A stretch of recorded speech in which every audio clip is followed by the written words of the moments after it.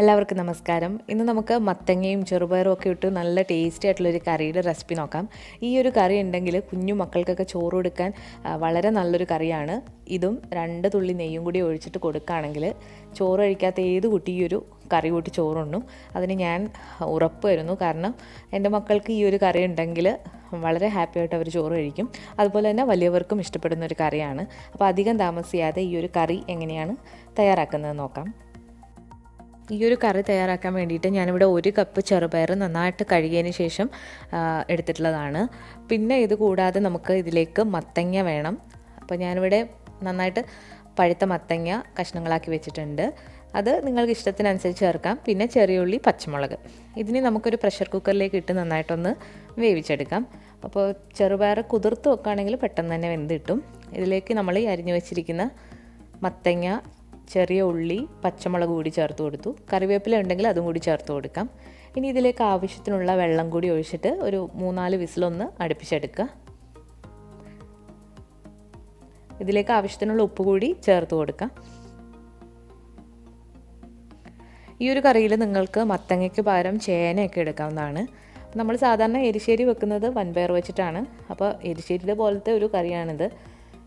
ഇപ്പോൾ നമ്മുടെ ചെറുപയറും മത്തങ്ങയൊക്കെ നന്നായിട്ട് വെന്ത് വന്നിട്ടുണ്ട്. ഞാനിവിടെ ഒരു 3 വിസിൽ അടുപ്പിച്ചെടുത്തിട്ടുണ്ട്.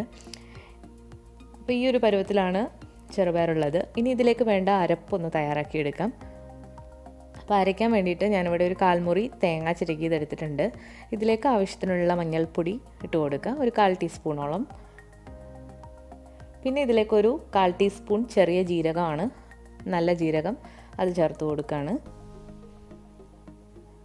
ഇനി ഇതിലേക്കൊരു 2-3 ചെറിയ ഉള്ളി. ഇവിടെ എൻ്റെ ചെറിയ ഉള്ളി ഇച്ചിരി വലുതാണ്, അപ്പോൾ അതൊരു 3-4 പീസാക്കി മുറിച്ചിട്ട് ഇട്ട് കൊടുക്കുകയാണ്. പച്ചമുളക് ഇതിൽ ചേർക്കുന്നില്ല, കാരണം നമ്മൾ ഓൾറെഡി ചേർത്തിട്ടുണ്ട്. ഇതിലേക്ക് ആവശ്യത്തിനുള്ള വെള്ളം കൂടി ഒഴിച്ചിട്ട് നല്ല പേസ്റ്റ് പോലെ ഒന്ന് അരച്ചെടുക്കണം. തേങ്ങ ഇപ്പം നന്നായിട്ട് അരച്ചെടുത്തിട്ടുണ്ട്. ഈ അരപ്പിനി നമുക്ക് ചെറുപയറിലേക്ക് ചേർത്ത് കൊടുക്കാം. ചെറുപയർ ഞാനിവിടെ ഒരു പാത്രത്തിലേക്ക് മാറ്റിയിട്ടുണ്ടായിരുന്നു, അപ്പോൾ അതിലേക്ക് അരപ്പും കൂടി ചേർത്ത് കൊടുത്തു. ഇനി നമ്മൾ ഈ മിക്സിയുടെ ജാറ് ചെറുതായിട്ടൊന്ന് കഴുകിയതിന് ശേഷം കുറച്ച് വെള്ളം കൂടി ഇതിലേക്ക് ഒഴിച്ചു കൊടുക്കുകയാണ്. ഇത് നന്നായിട്ട് ഇനി ഇളക്കിയിട്ട് ഒന്ന് തിളപ്പിച്ചെടുക്കണം. തിളപ്പിക്കുമ്പോൾ ശ്രദ്ധിക്കേണ്ടത് ഒരുപാട് ഇട്ട് തിളപ്പിക്കേണ്ട, ജസ്റ്റ് ഒരു തിള വരുമ്പോഴത്തേക്ക് നമുക്ക് തീ ഓഫ് ചെയ്യാം. ഈ ഒരു സമയത്ത് ആവശ്യത്തിനുള്ള ഉപ്പ് നോക്കിയിട്ട് നിങ്ങൾക്ക് ചേർത്ത് കൊടുക്കാം. പിന്നീട് ഈ കറിയിൽ ടേസ്റ്റിന് വേണ്ടിയിട്ട് വേണമെങ്കിൽ 1 ടീസ്പൂൺ നല്ല നെയ്യ് കൂടി ചേർത്ത് കൊടുക്കാവുന്നതാണ്. അപ്പോൾ ഈ കറിക്ക് പ്രത്യേക ഒരു ടേസ്റ്റ് കിട്ടും. ഇപ്പോൾ നമ്മുടെ കറി ചെറുതായിട്ട് തിളയൊക്കെ വന്നിട്ടുണ്ട്. ഇനി ഇത് നമുക്ക് ഓഫാക്കിയിട്ട് ഇതിലേക്ക് വേണ്ടിയിട്ടുള്ള കടുക് ഒന്ന് താളിച്ചിടാം. അപ്പോൾ കടുക് താളിക്കാൻ വേണ്ടിയിട്ട് വെളിച്ചെണ്ണയാണ് വേണ്ടത്. വെളിച്ചെണ്ണയിൽ കടുകിട്ട് പൊട്ടി വന്നിട്ടുണ്ട്. ഇതിലേക്ക് ഇനി ചെറിയ ഉള്ളി വട്ടത്തിലരിഞ്ഞത് ചേർത്ത് കൊടുക്കുകയാണ്. ചെറിയ ഉള്ളി, പിന്നെ ഇതിലേക്ക് വറ്റൽ മുളക്, കറിവേപ്പില. ഇവിടെ എനിക്ക് കറിവേപ്പില കിട്ടില്ല, അതുകൊണ്ടാണ് ഞാൻ കറിവേപ്പില ചേർക്കാത്തത്. നിങ്ങൾ ചേർക്കുമ്പോൾ എന്തായാലും ചേർത്ത് കൊടുക്കണം. ഇതെല്ലാം കൂടി ഇട്ട് നന്നായിട്ടൊന്ന് മൂപ്പിച്ചെടുക്കുക.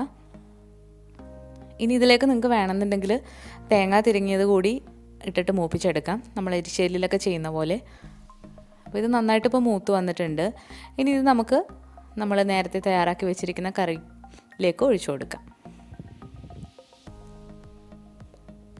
അപ്പോൾ ഈ ഒരു കറിയും 2 തുള്ളി നെയ്യും ഒരു പപ്പടമൊക്കെ ഉണ്ടെങ്കിൽ ഏത് കുട്ടിയും ചോറ് കഴിക്കും, അത് ഞാൻ ഉറപ്പ് വരുന്നു. നിങ്ങളെന്തായാലും മക്കൾ ചോറൊക്കെ കഴിക്കാത്ത അമ്മമാർ എന്തായാലും ഈ കറി ഒന്ന് ട്രൈ ചെയ്ത് നോക്കുക. എന്തായാലും മക്കൾക്ക് ഇഷ്ടമാകും. അതുപോലെ തന്നെ വലിയവർക്കും ഇഷ്ടമാകും. എല്ലാവരും ട്രൈ ചെയ്ത് നോക്കുക. അതുപോലെ തന്നെ ഇതിന് മുൻപ് ഞാൻ അപ്ലോഡ് ചെയ്തിട്ടുള്ള സാമ്പാറിൻ്റെ റെസിപ്പി ഒരുപാട് പേര് ട്രൈ ചെയ്ത് നോക്കിയിട്ടുള്ളതാണ്. അപ്പോൾ ഇനി ഇത് കാണാത്തവരുണ്ടെങ്കിൽ അതുകൂടെ ഒന്ന് കണ്ടു നോക്കൂ. അപ്പോൾ ഈ വീഡിയോ നിങ്ങൾക്ക് ഇഷ്ടമായിട്ടുണ്ടെങ്കിൽ തീർച്ചയായിട്ടും ലൈക്ക് ചെയ്യാനും ഷെയർ ചെയ്യാനും നിങ്ങളുടെ അഭിപ്രായങ്ങളൊക്കെ കമൻസിലൂടെ അറിയിക്കാനും മറക്കരുത്. പുതിയൊരു റെസിപ്പിയായിട്ട് വീണ്ടും വരാം.